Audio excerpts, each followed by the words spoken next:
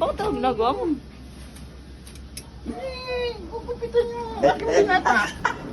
Sa isang buwan hindi na paliguan. Nagbuhol-buhol na. Panggupit yun sa mga ano ng pagkain. Huwag mo na ilagay yan doon sa may ano nga. Gasan lang yun. Kahit. Walang buhok na ng pulubi. Ah. Buhol-buhol na.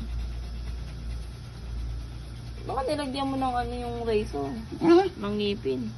Nilagyan mo ng ngipin? Hindi pa. Hindi. Nagkakalbo rin nga si Choco.